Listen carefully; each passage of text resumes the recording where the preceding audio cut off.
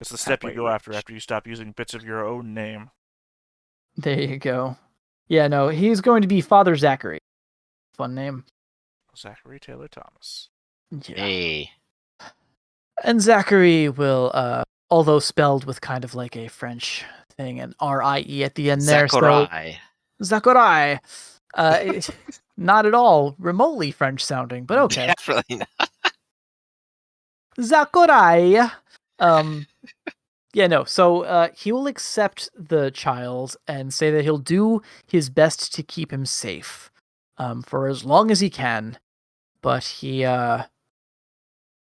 urges you to come collect him as soon as you guys are ready to leave, because he doesn't know how long he'll be able to keep him hidden here. So, right. It may not be we'll a permanent see to our solution. business in town then. Yeah. Zachary grumbles, but... And now we have a burial. I feel like... Well, I thought we handled that... Well, no, there's nothing to bury. The physical remains of Ezekiel were buried back where Ezekiel died. We carried on her physical accoutrement here to be... Oh, right. We carry out the actual pilgrimage details of, like, going through several hours of praying at the noted times to do so. Oh, so yeah, because we already talked about that before you came. That's what I was saying, is that we were discussing while you're talking to that guy outside, me and the pilgrims were talking to the father inside about this stuff, so I assume that's already been done. Which is why I was about to say, I assume, having suffered a death in our midst, the rest of the pilgrims are probably deciding to leave me now. Yeah, probably. I mean, I'm trying to remember the circumstances where you hired them. I hired them up here to rob this place. Yeah. I sold them on the idea of being a bandit, but I mean, it's more than when Connor's soldiers leave him. That we just witnessed. They just witnessed one of the people get overkilled. They didn't just witness a death or someone got hurt. Right. It was a fucking overkill. They have also accomplished their technical goal of being pilgrims. They have done what they have come here for. Well, no, yeah, I mean, they didn't join my irregulars to be pilgrims. They were already pilgrims. They joined my irregulars to become bandits, and then one of them got fucking overkilled in front of them. Yeah.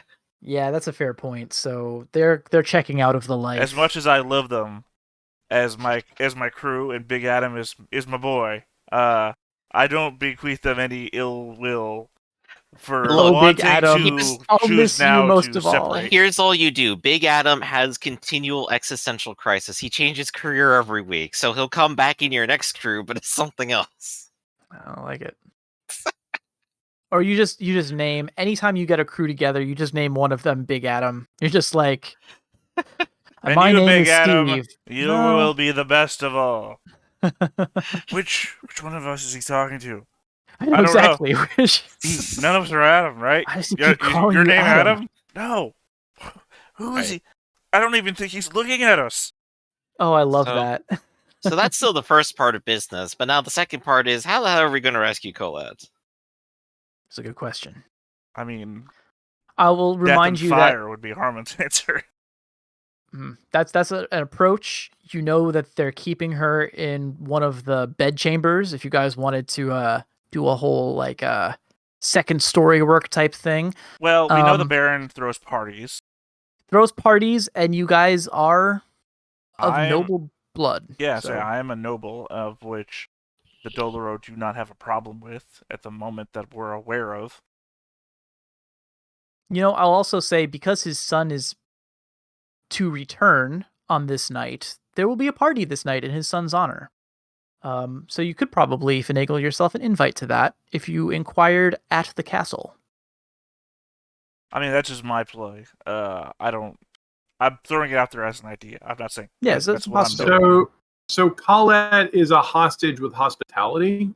Yes, kind of. They're giving her own room, but they're also parading her around in a show of public humiliation in chains.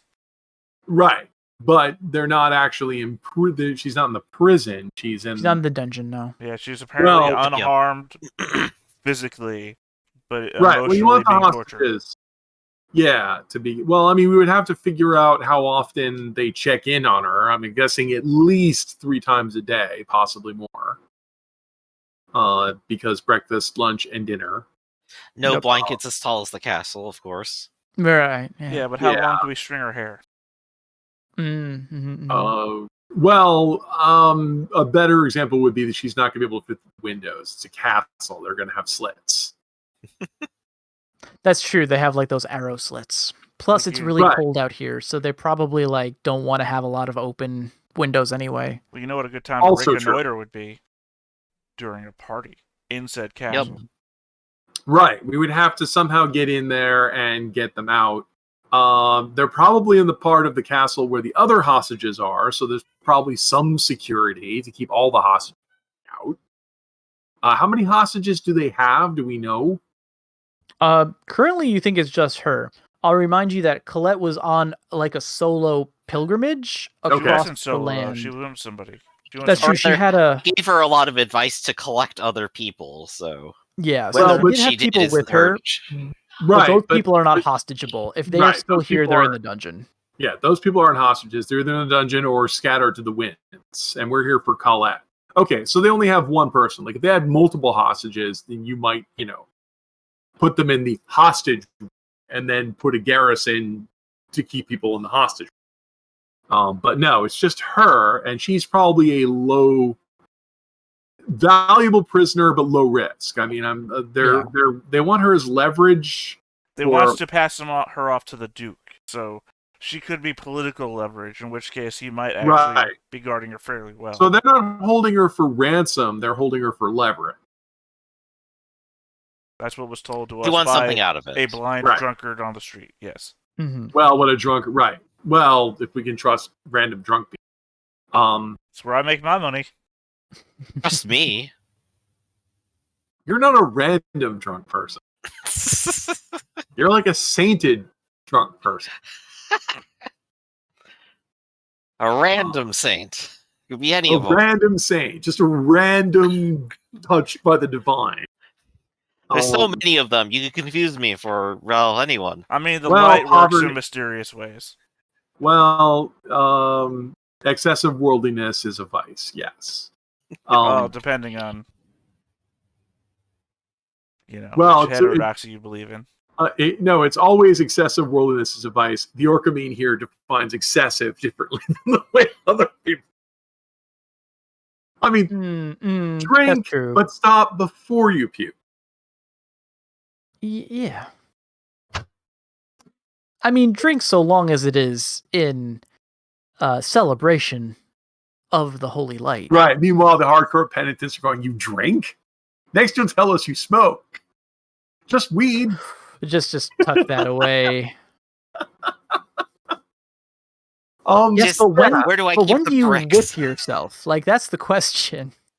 Yeah, and this is an actual castle, so it's an actual... Only between the hours of 6 and 11. I'm giggling at the idea of an armadillo flagellant. Right? That's got to be kind of self-defeating. No, we'll just use a wet paper towel. Or you just, you make a big show of it, whip. Ow! Oh, it hurts so bad. Whip. Oh, the pain. I use the Torture Meister 5000. How come you guys don't? You clearly don't believe as you much can as get me. whipped in more places than the back, right? That's true. Yikes. It's just the easy one and the one you do while you're kneeling and praying. The real question is whether they wear hair shirts or not. Ugh. That's just probably the grossest combination of words in the... So, yeah. So, if you want to go ahead and sneak her out, you'd have to get in there. And then, of course, she would have to be willing to come with you. She is a religious zealot. She might not be willing to come with you.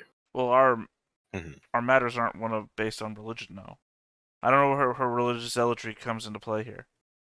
Sometimes when you go to rescue religious people and say, we need you to come with us, says, I can't come with you because if I do, there'll be horrible reprisals to other people.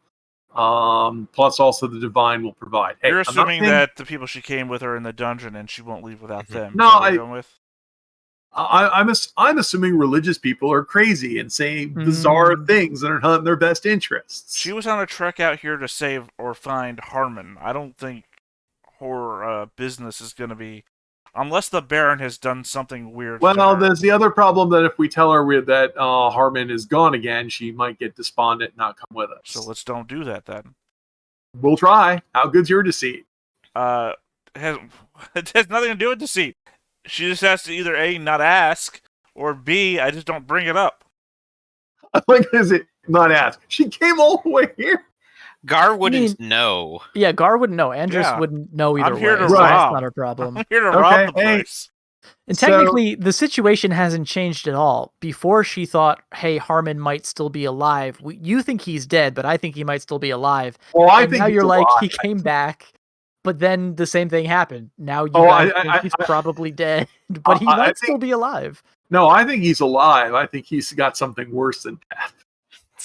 I guess that is. Because I think the goblins are like, oh no, we're making an example out of you. So here's my at least offer. We go there for the party. We can at least do some recon. Maybe even ask her what she thinks and what's going on. Get more information, and then come back another time to do the actual robbery and rescue. Yeah, okay, they parade around the party, so we'll probably have a chance to talk. So the people who, so that I would suggest here that means that Gar and the doctor attend the party, because Gar is attending the party, and the doctor, you are not incognito. It would be very hard for me to be. Yes. Yes. Connor and I can attempt to disguise ourselves as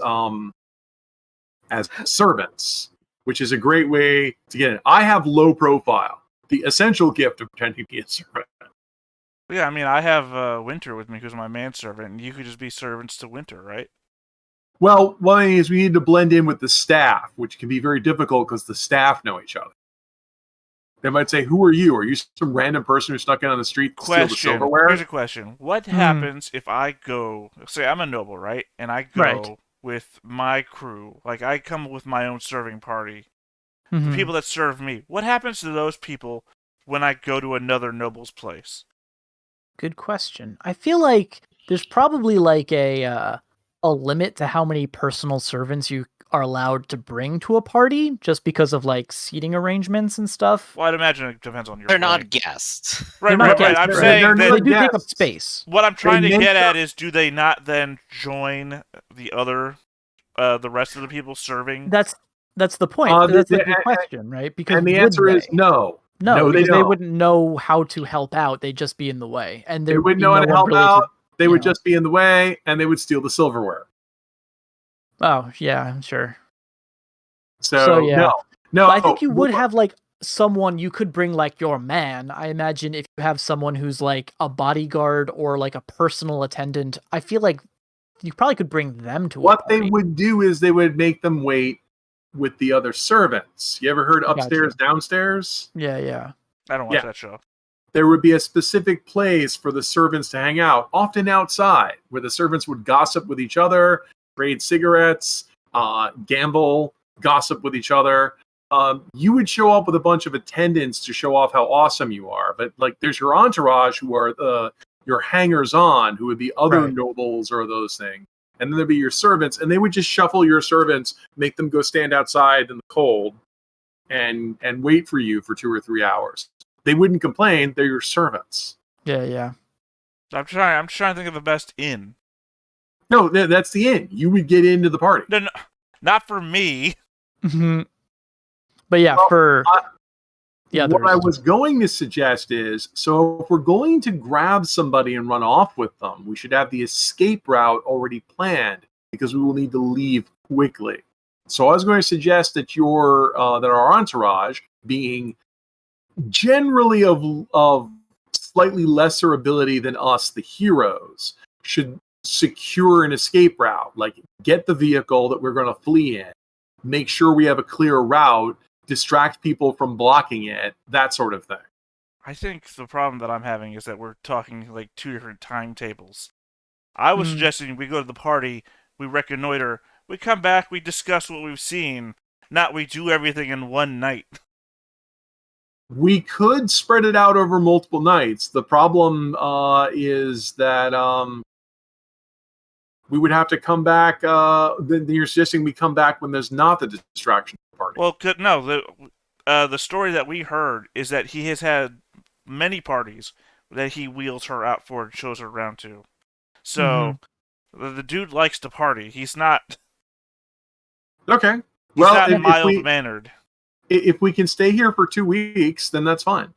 Yeah, if you can secure lodging and pay for it for, some span of time, there's bound to be multiple opportunities to go attend dinners for this guy. If he likes you and it doesn't turn you away after the first party. I can't be thinking he's having a party more than once a week. So, sure. Let's go secure long-term lodging. This is a long-term plan. I could think of worse places to be. Cool. Yeah. This place... Well, let's talk about that. Let's talk about lodging. So, this place has sort of like a number of inns and lodgings to choose from. Many of them are like peasant folk lodgings, but there is like one fancy tavern. And if you were nobility, it's probably expected that you would be staying at the fancy tavern. But you guys could definitely split as well and go to 2 different places. Trying to find the normal price, the pricing book. And of course, if you're a noble and you're coming to a nobleman's party, you could say, hey, why am I not staying at your place? Are you completely inhospitable, you jerk? I mean, it's a gamble, but it's one you could make. You have this big house explicitly to hold lots of guests for these kinds of occasions, often for months at a time. Do I not get a room? Yep, that comes down to swagger. That's a very, I guess... That depends on if they like you. It's Mask of Zorro is one of my favorites, and they do make those kinds of like... There's some great noble politicking in that movie that I think is a lot of fun, and there's a lot of just like throwing your swagger around. I feel like it'd be one of the odd measures where I start throwing out the random gifts I have, seeing if they apply. Like, we're drinking, right? Is he into men? There you go. Seduction. Hey, you never know until you try. Yeah. I mean, I'm a happy-go-lucky guy. Willing to try anything for a couple of weeks. So close. Lodging! There we go. Cool. Yep, expensive lodging is 3 dinar a day. The average for a bedroom is half a dinar. I would exhaust good lodging very quickly. I don't have a lot of money. And now we have another problem where Connor does have a lot of money, but he would have to reveal that he's Connor. It's very true. More people would start to ask questions. That's true. Well, the Baron, who enjoys having one high-profile hostage, might be eager to add a second high-profile hostage. That'd be a very creative way to get him into the castle. There you go. Oh man, it's the Chewbacca way. Right? Just get your entire party captured and then wait for a party. And I've captured this enemy noble and I've got him shackled up and we could always do things such as actually work our careers if they are available in order to make money to continue to stay here while we're here. Like, to be a messenger. We have a slight problem with that because my career would be leaving town. You can maybe deliver in town. Who knows? I'll also remind you guys that you do have a goal. You did get a goal to deliver messages to this particular. Yeah, I do have a message to deliver to the Grimmart. Yeah. Yeah. So I mean, why not? Yeah, I mean, I've got mail right here. Tap tap tap. If we're gonna be here for a while, then. Yeah, but once I've delivered that, I get paid once for that. I mean, there are in-town delivery people, but they're working for pennies. I'm Anushka. You're also a flying messenger here on the wall of the world. If anybody needs any messages sent down to the front lines, to anywhere down the wall, you are the primo. You are cream of the crop. I am pretty quick, but there might also be other flyers here to compete with. I mean, like, even though I can do it, I have to point out that, like, it's a little below my pay grade. I'm a master level. I shouldn't be working for pennies. Oh, yeah, I want to see. Yeah. Same problem Harmon ran into, right? Yeah. The problem is that you're decked out in weapons. You can clearly handle the front line work. Your knowledge of geography is up there with anybody else. to possibly find your way. Yeah, I mean, I can go several, 20 leagues or more in a day if I have to. So, I'm a high, I'm expensive. That's why I became an adventurer. So yeah, even though we can get jobs, remember, I'm just trying to reconcile the two things we said. No, that's saying the irony of that you would leave town to make the money to stay in town.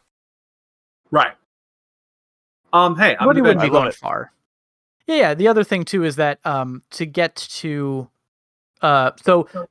Grimart is a mountain, right? This is a settlement at the base of the mountain. There are several outposts dotting the mountain because there's trails that they will use to to send the miners up to the peak to mine and come back down with whatever the goods that they have, the riches that they are actually mining for. So there are like other little settlements along this mountain. For someone who can fly, probably wouldn't be that long to just fly up to the outpost where you're actually here to deliver to the Dubois merchants. So they have an outpost in one of the mining towns. I'm mentioning I can do it. It might mean I might leave for days at a time. Yeah, but it actually, like, geometrically, no, it's not actually a very long trip for you. It would be a long trip on foot, but you're kind of like just flying up. You can do it in a day. So our plan is we're gonna camp. I mean, we've got a slush fund. We're going to be here for a couple days. It just means Connor needs to maintain a low profile, which he's pretty good at. Yeah. Yep. And when we just need to hang around town and not, I say this, we're all mature, sensible characters here. We can all heads down and camp here for a while if we have to, waiting for an opportunity. So our first plan is get into get details on the way the mansion is laid out. Either by attending as a party, getting invitations as a party, or by sneaking it out. I mean, really what makes more sense, I would suggest, is not to get a job as a messenger, to get a job in the castle itself as a servant. Right. How far away is the place where the message needs to be delivered, by the way? It's up the mountain, so Anushka could get up there and back within a day. If you guys wanted to trek up there, you could, but it would probably be like 2 days. I was just thinking how quickly Anushka could get that message delivered. That's all.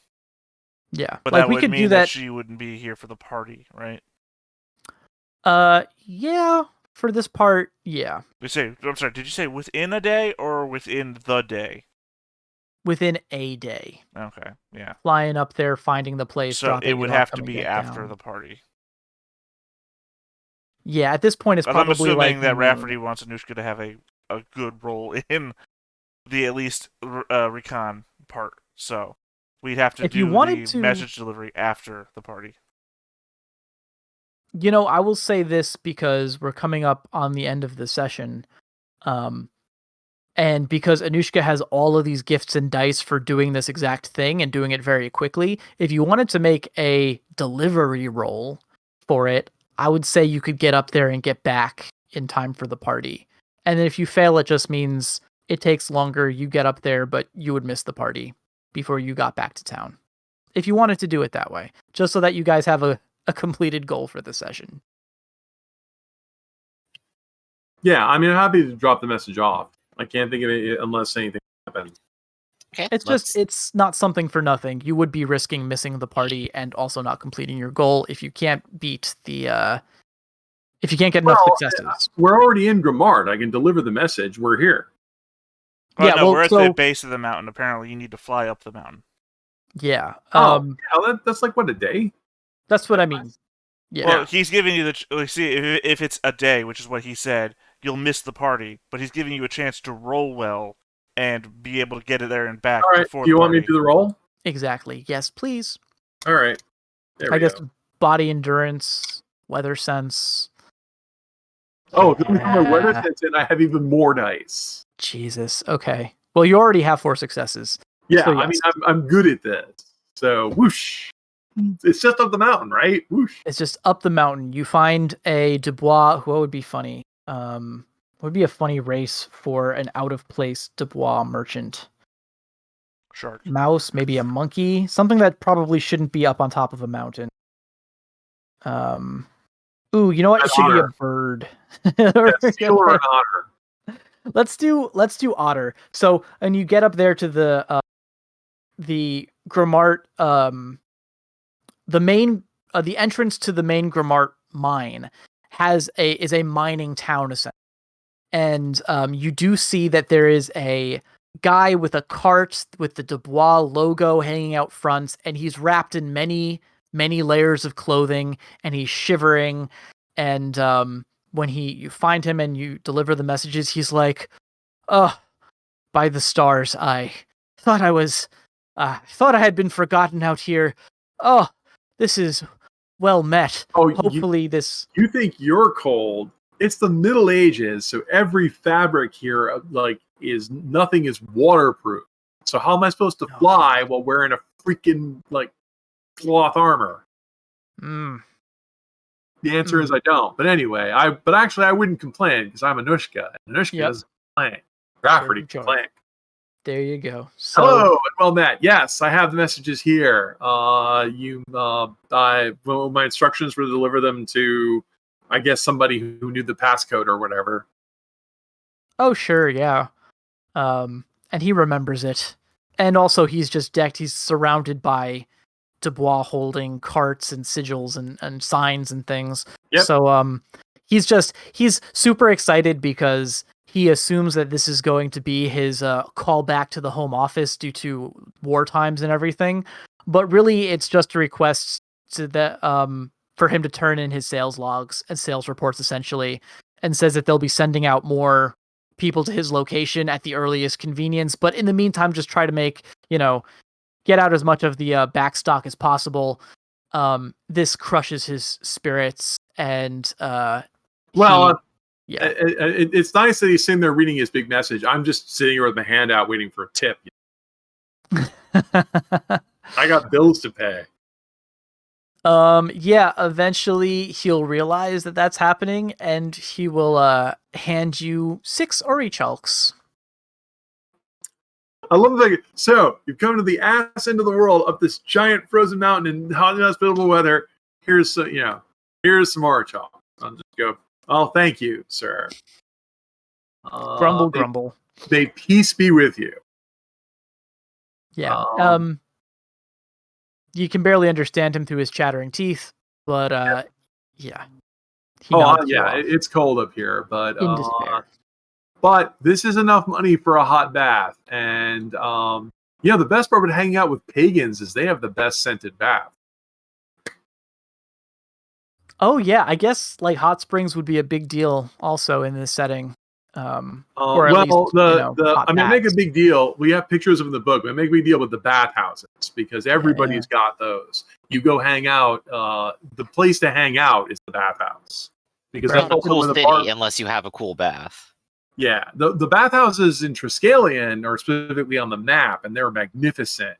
But this place would probably have a Germanic type bathhouse, which is basically also like a salon.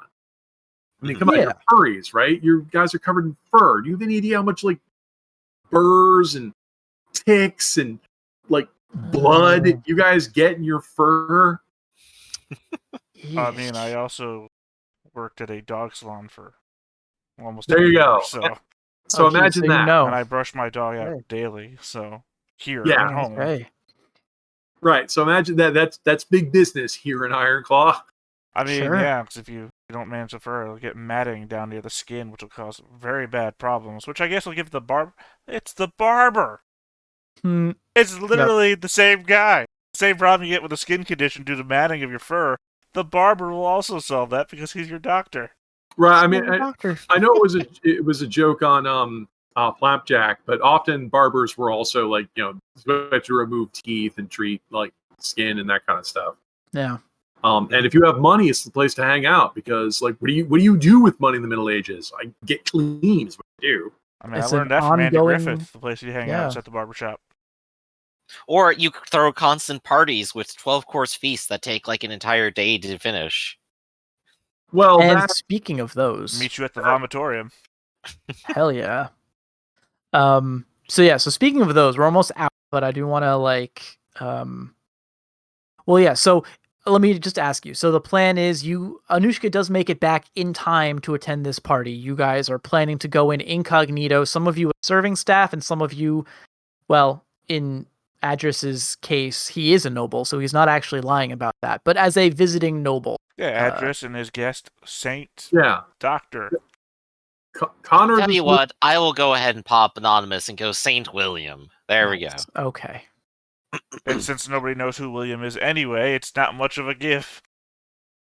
No, but it would make for good party conversation. No, but they won't let you. They have to announce you when you come in. No, I just mean that William has no deeds to his name other than being a saint. So I know. There's no danger in it.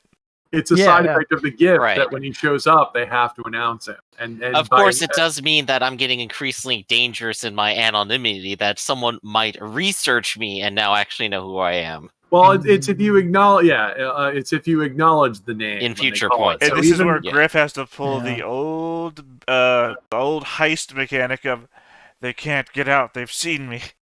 No, I mean, they've seen too much. Well, if someone calls him William, as long as he doesn't respond to it, it doesn't actually tap the gift.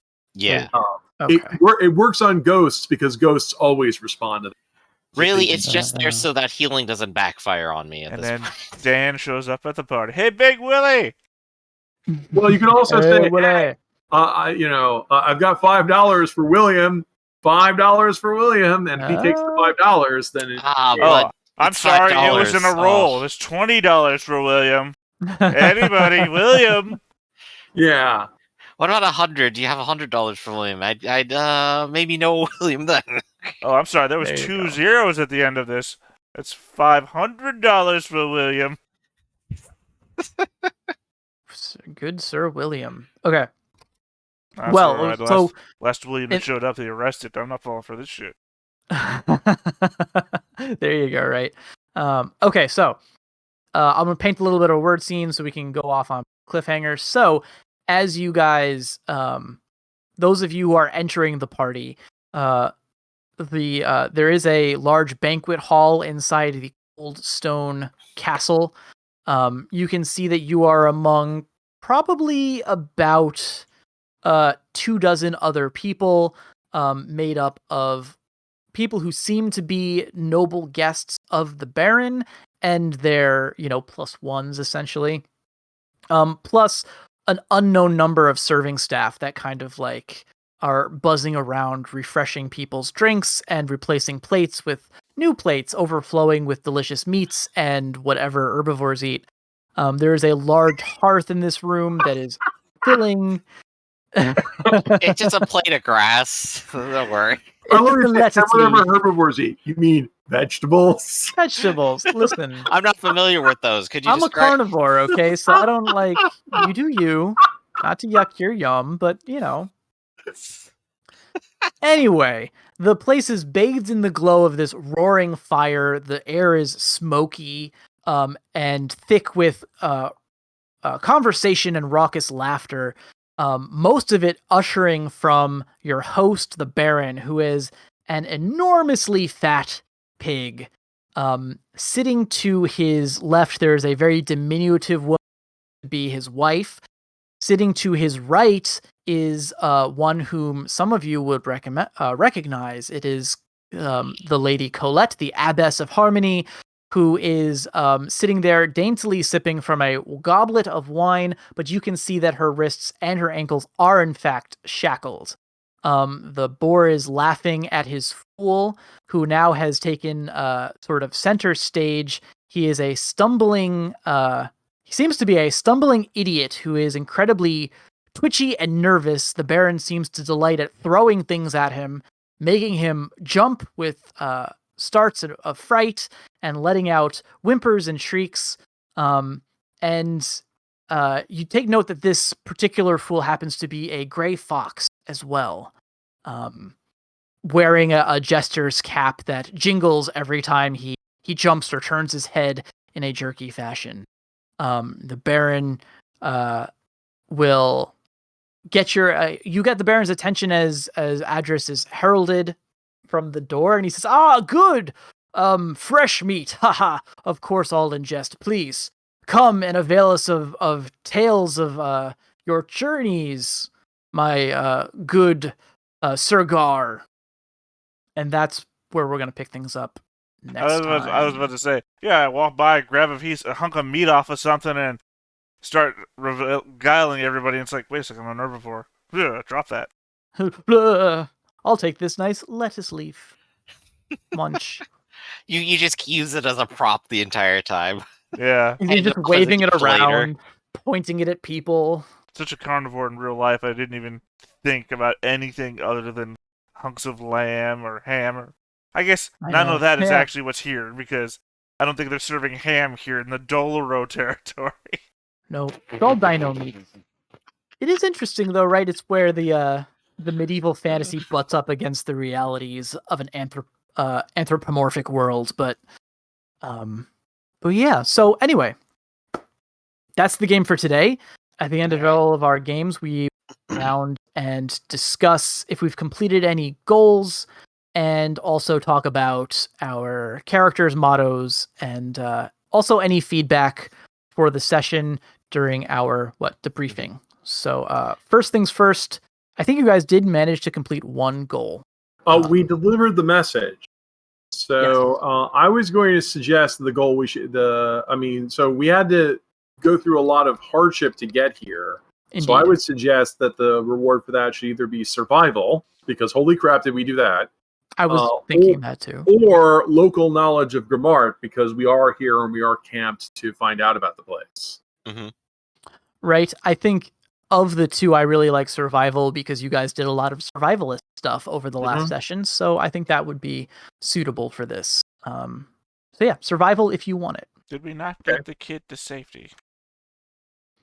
I would say not just yet. Well, I mean, you did technically is keeping him safe, is he not? That's true. Yeah. I mean, did we have a goal? Save the kid? Get the kid to safety was the... Yeah. Does this count? I would say this could count. I would say narratively and I would give the speaking, local knowledge for that. Yeah. Narratively speaking, we haven't seen the end of the kid. Not saying that you guys have to take him with you. If you decide to leave him here, well, we'll see what happens, I guess. But yes, but in terms of getting him to a safe place, I'd say you accomplished that. So okay, that's local why knowledge of the gift of local knowledge of Grimart would be good for that. Yeah, and that would apply to White Ridge, the town you're in, or any of the mining outposts up the mountain. Mm-hmm. What gift would make? Well, also, this is one of those ones that you might want to hold on just until the end of this adventure, because an extra D12 to get in and out of town might be useful. Actually, I think I am just going to go ahead and sell them both back, contrary to good advice, and buy the gift of extra career bod.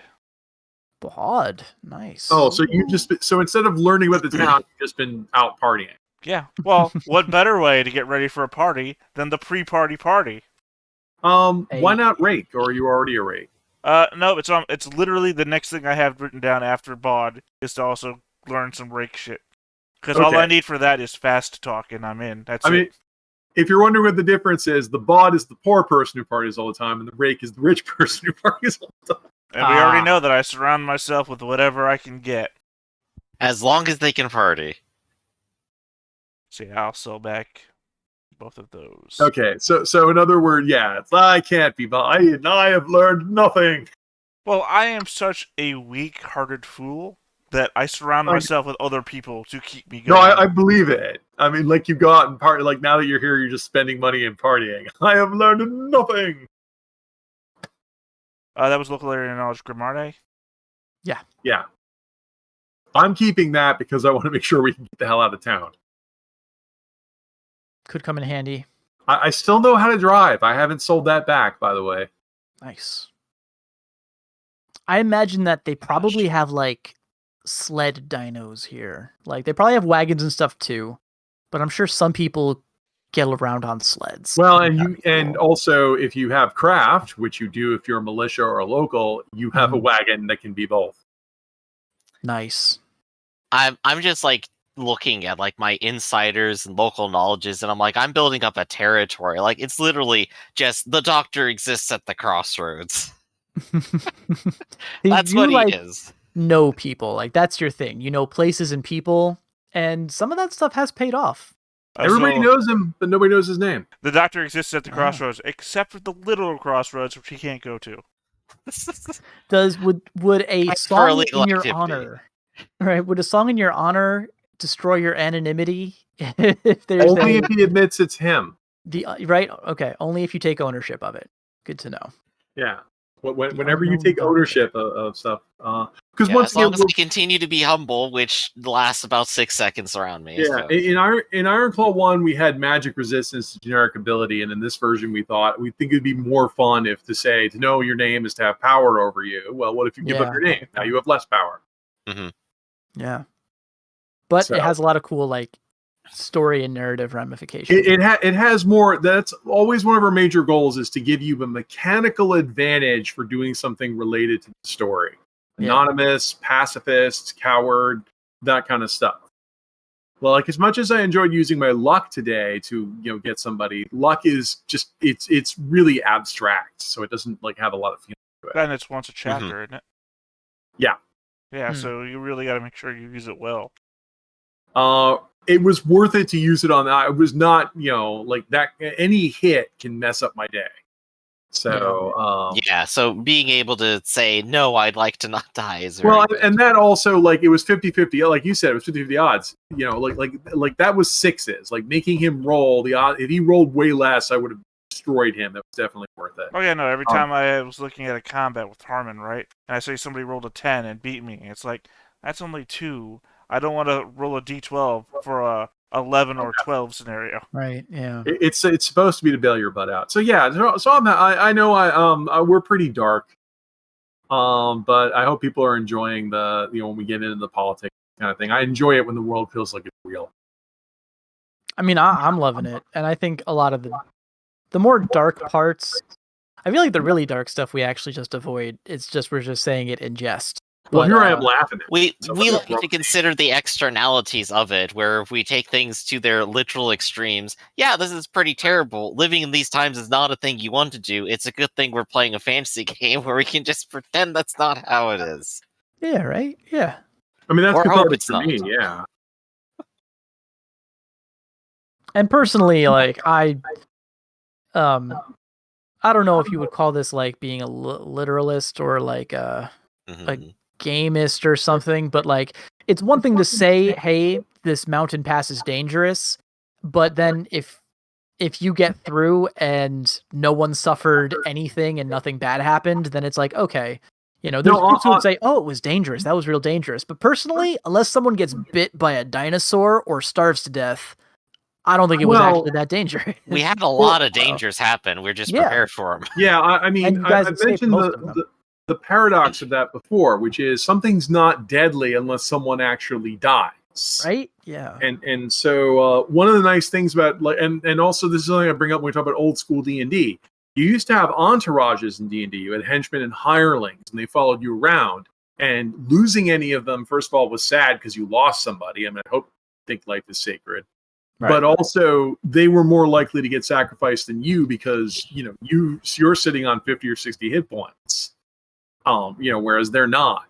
And so, as you can't threaten to kill us player characters the whole time, but we care if anyone dies. I'm sad that High died. I look at that as a failure of us to deal with it, but I like the fact that kind of stuff is happening.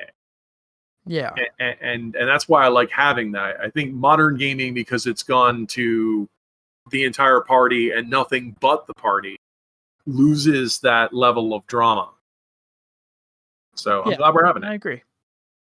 And I'm glad that you guys are on board for that. I do like how in Ironclaw, Myriad Song, etc., the irregulars and whatnot are complexity that you buy into. It's not like you're a fighter. Once you hit 5th level, you gain 6 followers. This is, something that you say, I want to have all this bookkeeping and have all these things I have to look up because I want to do it. Yeah, it's funny too, because in other games of Ironclaw that I have played, I don't think anyone has ever invested into ally. We've had allies. I don't think we've ever pushed it to Gang of Irregulars before. And I never realized how much that is a cool thing that I think adds a lot to the game. At first, it was a little overwhelming to be like, oh, geez, now I have to consider that the party size is going to be basically doubled for any kind of combat encounter these guys are going to be in. Right. But also, I like... Now when I pictured the scene, I don't picture you guys as 4 weirdos against the world. I picture you guys as an encampment of people. Some of them maybe shall remain nameless, but for the most part, like, you've got more flexibility because you've got more hands that can, more people that can scout or stand guard or build things, and that's pretty cool. It makes it more interesting. We can do the sensible things that you would do, and also, like I said, we should encourage that the irregulars don't think of themselves as randos. They think of themselves as members of the party too. They just happen to be player characters who show up. They're bit players. They show up and leave. So they are on the adventure with us. They're here with us. But like one thing that was nice with the encounter we had today, I want to say nice.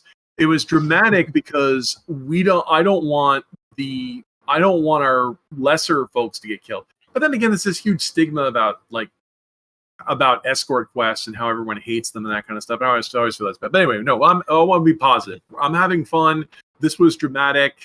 I'm glad we only had 1 casualty. Well, could have been a lot worse. When I was building them up, I knew that they were going to be problematic in that pilgrims are not good fighters. So it's like, how can I still be effective as a party member but still use them? I was like, okay, I'll give them a dagger. I'll have them stand next to people. They don't have pack tactics, but at least they can apply tactics bonuses to people they threaten. And then when I have Winter with his thaumaturge power, everyone's getting bonuses to their defense. It's the best I can do. No, it makes sense. It's one of my favorite moments from all the Lothar movies is Fellowship of the Ring, where the hobbits are sitting there with their swords in the halls of Moria, and the goblins are smashing their way in. And you got these hobbits who can barely hold a sword by the right hand. And they're just sitting there watching them come in, and they go, well, I guess we have to fight now. So they scream to psych themselves up and hurl themselves into it. Meanwhile, Legolas is doing cartwheels off the cave troll, shooting him in the eyes. Yeah. He's skateboarding down a staircase on shield just because it's cool enough to. Yeah. Right. Because he's hundreds of years and these guys have the combat skills, But there's always the gamer stigma of oh, I don't want anyone weaker than myself. They're worthless. Look, this one I brought, he died. It's completely useless. And I think Ironclaw is a good way of astonishing that and making people not think that, because even people who are rolling D6s are useful and good and have done a lot of good work for us. Yeah, I mean, I'm hoping people see that kind of fun. So I'm going from Harmon the Murder Machine to trying to build a character who increases the effectiveness of normal characters. And that's pretty cool. And could be very effective in a group with 2 gangs of irregulars. Yep. And I want to say... Oh, go ahead. I was just going to say, for my part, I did mess up. I'm trying to get more tactical and smarter about the combat. I should have attacked on the first round with my packs. I moved and guarded with all of them. Half of them should have attacked and still taken the tactics bonus. And oops. Well, they're animals. They can't affect with 100% efficiency all the time. No, I think that was clever. Was they moved it? Well, we just rolled well, because imagine we could have rolled like ass. Oh yeah, by all means, Big Adam should have been dead, but he managed to pull out some good. The bad because it's the bad guys can roll 10s, 11s, or 12s. I could have missed with their shot. If I had missed with my shot, and if I missed or the doctor with the lightning blood, right. I mean, they had D12s. If they, and he only hit one of them anyway. It was that could have gotten a lot worse, a lot more quickly, because we still lost one and injured a second. If we hadn't held up that, they could have savaged everybody. Oh yeah, and we could have a lot more injured. And if anyone got sick as a result of that, would still be feeling it. We would still be stuck in that can go south very quickly. It was still very dramatic. I think but that so too. also- I liked it. That also works because the game has memory. Like one problem you run into in a lot of D&D derivatives is either fine or dead. Yeah, So, yeah. You can't wind up with a bunch of injured and sick people in D&D. It's like, if you lived, we just beam everybody back up to full. They're at half hit points anyway. They can still get up and fight. It's fine. Well, you wouldn't. First of all, you wouldn't have sidekicks if it was D&D. Yeah. And then secondly, we would just top each other off because you just heal hit points that fast. It would be blink, and then there'd be no repercussions from it. Mm-hmm. Yeah. Hence that joke I always like to quote from 2005 from Order of the Stick, where you have exactly one wilderness encounter, and everyone gets sick of it, never does it again. Right. So my motto is no fear and serve with joy. Yeah. I think, and you accomplished that. Theta, what's Address's motto again? Strength and guile. And Ark One hand washes the other. and Griff. First, do no harm. Second, get paid. Okay, I think everyone did excellent role play and excellent strategic thinking and in-character thinking. And I thank you guys for showing up as well. So Before we it's sign out, Mm-hmm. God, I can't remember this for the life of me now. Raf, what's the name of the world's most famous D&D henchman? Starts with an H. The henchman? Yeah. Robilar is not a henchman. No. Famous in comics. Nodwick. Was it? Nodwick. Nodwick. Sorry, I was remembering an H for some reason. Nodwick, that was it. You could see him in my Nodwick's head. a comic. Yeah, I was just like trying to pull it out of my brain ever since you said, "Oh, you wouldn't have a sidekick if you were in D&D." I'm thinking Nodwick. I'm like, what was his name? That was it was a comic strip, right? Yeah. Yeah. I think. I don't know if Aaron Williams is still doing it. I read it all, and it just ends. Nice. At some point, it just ends. Well, you're not. It's a business. Aaron Williams is a very good cartoonist. I know he does a lot of different things. Yeah, but it's very long, which means by the time you reach the point where it just ends, it's just like, I'm invested. I'm so invested now. Cool. Well, thanks everyone for coming to play. We're a little bit over time. So, I guess I'll say I'm looking forward to next week, and thank you all for gaming with me. Do we have any sign out stuff we want to do? Come see us Sundays and Wednesdays at 10, 2, and 6 p.m. Wednesdays. Sundays and Wednesdays. Okay. I mean, cool. Yeah. No, you Raf, might do see you have me in anything? conventions and stuff. So. Heck yeah. Okay. All right. Well, everybody have a good day, and thank you for tuning in. See you next Merry time. Christmas. Woo! And Merry Happy New Year. Holidays, all that stuff, all that good.